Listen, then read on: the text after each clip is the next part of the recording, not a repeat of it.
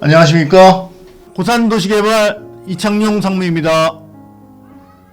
이번 시간에는 리모델링을 진행하고 있는 단지들은 어떤 것들이 있고, 또 그 다음에 우리가 리모델링을 진행하는 걸 좀 서둘러서 막 진행하는 감이 없지 않아 있는데 왜 이렇게 빨리 진행해야 되는지, 그런 사항들을 좀 간략하게 설명을 드리도록 하겠습니다. 저희가 리모델링을 하는 이유는 보시면 건축법 시행령 제6조에 리모델링 시에 건축물의 용적률을 완화받는 부분이 있기 때문에 진행을 한다고 보시면 되겠습니다. 그래서 재건축을 할 수 없는 단지들에 대해서 다들 리모델링을 진행하고 계십니다.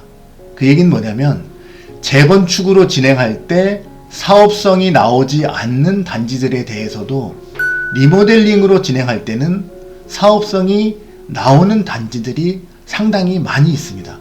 그런 사항들을 오늘 좀 설명을 좀 드리려고 하는데요. 자, 리모델링이 진행되고 있는 단지들을 보시면 이와 같습니다. 보시면 이촌동 현대 아파트가 있는데요. 여기 같은 경우는 기존의 용적률이 230%로 되어 있는 것이 리모델링 후에 311%로 리모델링을 진행하고 있고, 현재 분담금 확정청약을 마치고 2주까지 완료를 한 상태가 되겠습니다. 시공사는 롯데건설에서 브랜드, 하이브랜드죠, 르에를 가지고 지금 진행을 하고 있고요. 그 다음에 또 보시면 광장동에 상록타워라는 아파트가 있습니다. 여기 같은 경우는 기존의 용적률이 거의 400%에 육박합니다. 398%였었는데 이번에 건축심의 완료가 됐는데 533%로 건축심의가 완료되었고, 지난 12월 8일날 권리변동계획 총회를 완료한 현장이 되겠습니다. 여기 같은 경우는 현대산업개발에서 아이파크라는 브랜드로 진행을 하고 있습니다.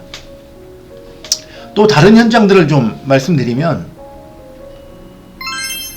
오금동에 아남아파트가 있습니다. 이건 송파구에 있는 아파트인데요. 여기도 기존 용적률이 283%에서 신규 용적률이 무려 432%를 가지고 지금 진행을 하고 있고, 여기 같은 경우는 이미 공사 착공이 지난 4월에 이루어지고 현재 조합원 분양이 진행되고 있습니다. 그래서 여기 같은 경우는 시공사가 쌍용건설에서 브랜드 플래티넘이라는 브랜드를 가지고 진행을 하고 있고요. 그 다음에 이제 청담 건영 같은 경우는 이제 상당히 참 멋진 일일 수도 있고, 아니면 이게 이런 일이 벌어질 수 있나 싶을 정도의 현장이 되겠는데요.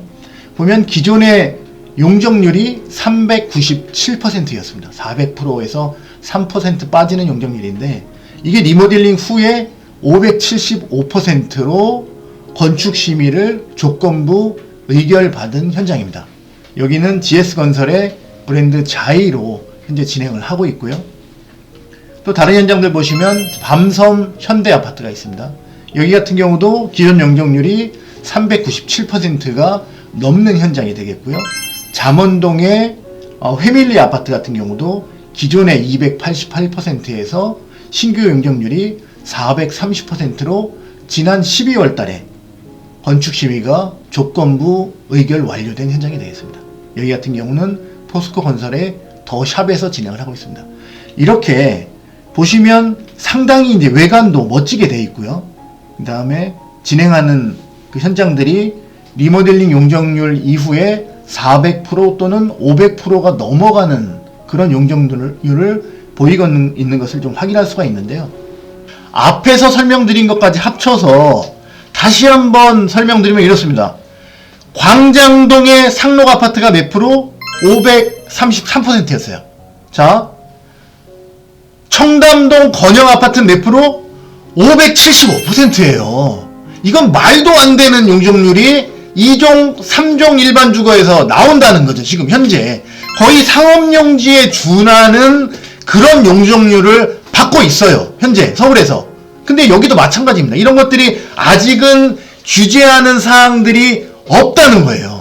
자, 그리고 밤섬현대 얼마? 기존의 397%였던 것이 557%예요. 이거 말이 됩니까? 이런 용적률들이 나오고 있다는 내용들을 우리는 꼭 염두에 둬야 된다는 사항입니다. 이걸 좀 비교해서 재건축하고 설명을 드리면 이와 같습니다. 보시면 리모델링을 진행하는 경우에는 보통 250%짜리 용적률의 아파트들이 350%까지 리모델링 용적률이 나온다고 보시면 되겠습니다. 그래서 사업성이 상당히 좋은데요. 자, 재건축을 진행하게 됐을 때는 기준 용적률부터 허용 용적률로 올라가려면 기부 체납을 해야 되는 부분이 있고요. 그 다음에 법정 상한 용적률까지 올라가려면 그 늘어나는 용적률의 절반을 임대주택으로 기부 체납해야 되는 문제가 있습니다. 그러다 보니까 실제 수익 용적률은 채 250%가 안 되는 것을 확인할 수가 있어요. 그렇다 그러면 기존 용적률이 250%인 아파트들만 하더라도 스스로 용적률이 떨어지기 때문에 내 면적을 줄여서 갈 수밖에 없는 그런 상황들이 발생을 합니다. 그래서 이제 리모델링을 진행하게 되는데, 그렇지만 요새 이제 어떤 문제들이 발생을 하고 있냐면 왜 빨리 해야 되는지를 좀 설명을 드리려고 하는데요. 이게 지난 6월 달에 용인시 리모델링 사업이 급 제동이 걸렸다고 하면서 뉴스에 나온 사항인데, 용인시에서 리모델링 용적률을 300%로 제한하는 그런 공람 공고가 나왔습니다. 그러다 보니까 리모델링 추진위원회 또는 조합의 조합장님들이 이렇게 보시는 바와 같이 삭발식을 할 정도로다가 강력하게 지금 항의를 하고 있는 상태가 되겠고요. 그 다음에 다른 경우는 이제 서울시의 사례를 좀 보시면 9월 달에 이런 내용이 나왔습니다. 서울시 리모델링 단지의 용적률을 높이고 임대주택을 공급하겠다는 뉴스가 나왔었는데, 이 내용을 반대로 좀 해석하시면 이렇습니다. 자, 재개발 재건축과는 달리 리모델링 추진 시에는 공공성 확보를 위한 기반시설이나 임대주택을 넣지 않고 있다. 그렇기 때문에 향후에 공공시설이라든가 임대주택을 넣도록 하겠다는 것이 서울시의 기본 입장입니다. 그래서 상당히 이제 반발이 많았죠. 그래서 10월 달에 이제 어떻게 됐냐면 서울시에서 임대주택 의무화는 하지 않겠다. 그 전까지는 이제 의무화로 진행했던 사항들이 의무화는 진행하지 않겠다라고 하면서 서울시에 들어가 있는 내용이 어떤 게 들어가 있냐면, 공공지원 임대주택에 대해서 도입하게 되면 용적률 10%를 완화시켜주겠다는 내용이 들어가 있습니다. 이 얘기는 뭐냐면, 향후 대선이 끝나고 지방선거가 끝나게 된다면 반드시 임대주택이 리모델링 안에 들어오게 돼 있는 그런 수순을 밟고 있다는 것입니다. 그렇다 그러면 왜 빨리 해야 되냐? 이런 것들이 정착되기 이전에 리모델링을 진행하게 된다면 앞서 설명드린 것처럼 533%, 575%짜리 용적률을 받아서 사업성을 많이 확보하고 일반 분양을 많이 하게 됨으로 해서 분담금을 조금만 내고 사업이 가능한 것들이 이제는 그 일반 분양할 부분들을 임대 아파트로 내놓다 보니까 팔 수 있는 물량이 줄어들고 내 분담금이 늘어나게 되는 그런 현상들이 이제 일어날 수밖에 없다는 겁니다. 그런 내용들을 좀 설명을 드렸고요. 결론적으로 다시 한번 말씀드리면, 자, 이제 리모델링에도 임대 아파트가 곧 들어옵니다.